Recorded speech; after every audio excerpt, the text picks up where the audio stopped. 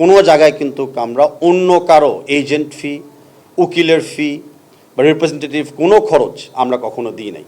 And আমরা নীতিগত সিদ্ধান্ততে আছি, আমরা এরকম কোনো কোয়েশ্চেনেবল প্রক্রিয়াতে আমরা যাব না। চোখ ফেরানো যাক আমেরিকা মহাদেশে। গায়ানার জাতীয় দলের হেড কোচ থমাস ডুলি হঠাৎ পদত্যাগ করেছেন 13 মে 2026।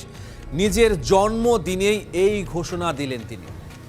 ডুলি কিন্তু ছোট কোনো নাম না, তিনি যুক্তরাষ্ট্র জাতীয় দলের সাবেক খেলোয়াড়। 1998 বিশ্বকাপেও অংশ নিয়েছেন। 2025 সালের সেপ্টেম্বরে গায়ানার দায়িত্ব নিয়েছিলেন, মাত্র 8 মাস পর চলে গেলেন। থমাস ডুলিও হামজাদের কোচ হওয়ার দৌড়ে ছিলেন। বাফুফেতে সিভিও পাঠিয়েছেন। ডুলির দায়িত্ব ছেড়ে দেয়ায় ফ্যানরা দুয়ে 4 মেলাতে শুরু করেছেন। তবে কি বাংলাদেশ জাতীয় দলের দায়িত্ব নিতে গায়ানাকে গুড বাই বলে দিয়েছেন থমাস ডুলি? আমাদের ডেডলাইন পিছাবে না, আমরা আমাদের প্ল্যান মোতাবেক আগাচ্ছি। আমাদের ন্যাশনাল টিমস ম্যানেজমেন্ট কমিটি পুরো প্রসেসটার সাথে একমাত্র জড়িত ছিল, এটার বাইরে কেউভাবে জড়িত ছিল না। আবারও রিপিট করি, আমরা 230টার বেশি সিভি পেয়েছিলাম, সেগুলোকে শর্টলিস্ট করে আমাদের যেই কাইন্ড অফ ক্রাইটেরিয়া ছিল সেখানে 23টা সিভিতে আমরা পেয়েছিলাম।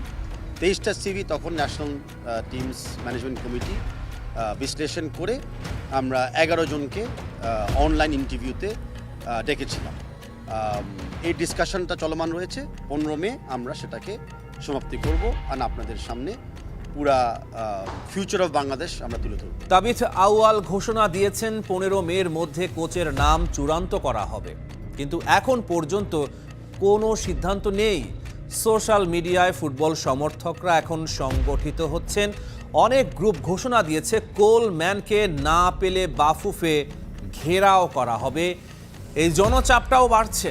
বাংলা ফুটবল ফেডারেশন থেকে আমরা যে তারিখগুলি দিয়েছিলাম সিদ্ধান্ত নেওয়ার জন্য, আমরা সেই তারিখ বারে বারে ফেল করেছিলাম। ফেল করে বরঞ্চ আমরা উদাও হয়ে গেছিলাম।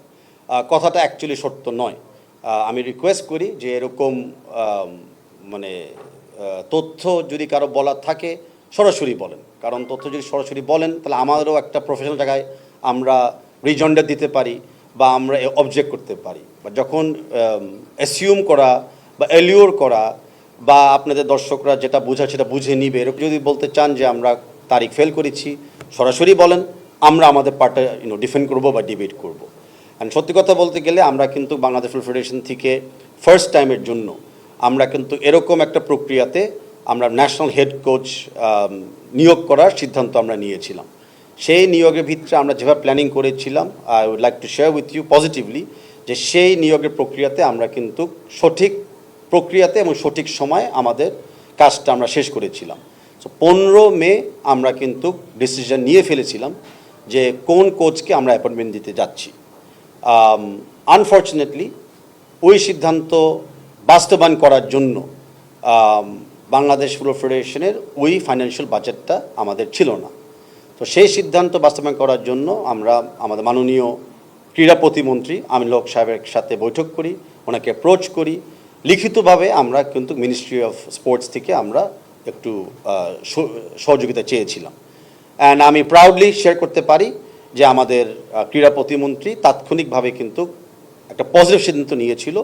অ্যান্ড উনি বাংলাদেশ ফুটবল ফেডারেশনের জন্য একটা মান্থলি এক্সট্রা ফান্ড রেডি করে দিয়ে ছিল যেটা কোচের স্যালারির জন্য যাবে।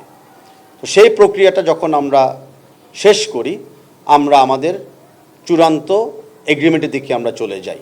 সো এইগুলা কিন্তু ডিসিশনের পরের কাজ, এইসব জিনিস কিন্তু ডিসিশনের আগের কাজ না। ডিসিশন আমরা কিন্তু 15 মে নিয়েছিলাম। আর তো বাকি কাজগুলো যখন আমরা করতে যাচ্ছি, আমরা যখন বাজেটটাকেও করছি, আমি ইচ্ছাকৃতভাবে কোচের নাম নিচ্ছি না। সো সেই জায়গাটাতে আমরা যখন ফাইনালি সব করতে গিয়েছি, তখন একটা জায়গায় আমাদের ডিসএগ্রিমেন্ট দাঁড়ায় যায়। সেটা ছিল মাঝখানে যে একজন এজেন্ট ছিলেন, সেই এজেন্ট ফিটা দাবি করে বসলো from Bangladesh football federation side. অ্যামাউন্টটা মুখ্য বিষয় না, বিষয়টা হলো নীতি অ্যান্ড বিষয়টা হলো rules. Bangladesh football federation, at least আমি ব্যক্তিগতভাবে অতীতেও কোচ নিয়োগে জড়িত ছিলাম। আমাদের ফেডারেশনেও আমরা অনেক রিসেন্টলি শর্ট টার্ম কোচকেও আমরা অ্যাপয়েন্ট করেছিলাম। কোনো জায়গায় কিন্তু আমরা অন্য কারো এজেন্ট ফি, উকিলের ফি বা রিপ্রেজেন্টেটিভ কোনো খরচ আমরা কখনো দিই নাই। অ্যান্ড আমরা নীতিগত সিদ্ধান্ততে আছি, আমরা এরকম কোনো কোয়েশ্চেনেবল প্রক্রিয়াতে আমরা যাব না। তাই আমরা 100% মানে স্ট্রিক্ট ছিলাম যে আমরা কিন্তু সরি অন্যদের রিপ্রেজেন্টেটিভের ফান্ড আমরা দিব না, এটা জাস্ট সামথিং আমরা করব না। সো ডিসপাইট আমাদের বাজেট রেডি ছিল, ডিসপাইট আমাদের এগ্রিমেন্ট চূড়ান্ত জায়গায় চলে গিয়েছিল, সেই এজেন্ট আমাদেরকে জানিয়েছে যে তারা তাহলে এই প্রক্রিয়াতে আর এগ্রিমেন্ট চূড়ান্ত করতে চাচ্ছে না। তো সে জায়গায় আমাদের ওই যাত্রাটা শেষ হয়ে গিয়েছিল। এখন প্রশ্ন উঠতে পারে যে এজেন্ট ফিটা আপনারা দিবেন না কেন? ওয়েল, দ্য রিজন ইজ যে এজেন্ট ফি নিয়ে এর আগে কোনো কথা হয় নাই। বাংলাদেশ ফেডারেশনে পরিষ্কারভাবে ছিল যে আমরা খালি কোচের স্যালারি এবং রিলেটেড কস্ট আমরা বেয়ার করব।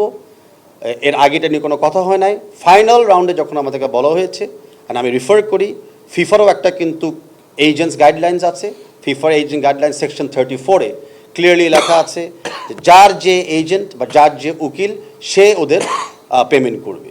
এটা হলো ট্রান্সপ্যারেন্ট আর এটা হলো একটা লিগাল ম্যাটার।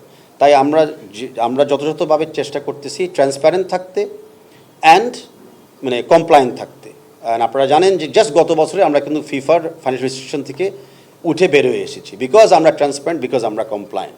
তো সেই জায়গা থেকে আনফর্চুনেটলি আমরা আর নড়তে পারি নাই। সো সেই যাত্রাটা সেখানেই শেষ হয়ে যায়। এখন আমাদের প্রক্রিয়া চলছে যে আরেকজন কোচের সাথে ফাইনাল করার জন্য। সেই কোচের সাথে আমি আশাবাদী আজকে বা কালকে একটা এগ্রিমেন্ট সাইন হয়ে যাবে। যদি এগ্রিমেন্টটা সাইন হয় তাৎক্ষণিক আপনাদেরকে আমরা জানিয়ে দিব। বাট জাস্ট লাইক 3-4 দিন আগের ঘটনা যে এগ্রিমেন্ট সাইন না হওয়া পর্যন্ত কোনো কিছু চূড়ান্ত হয় নাই।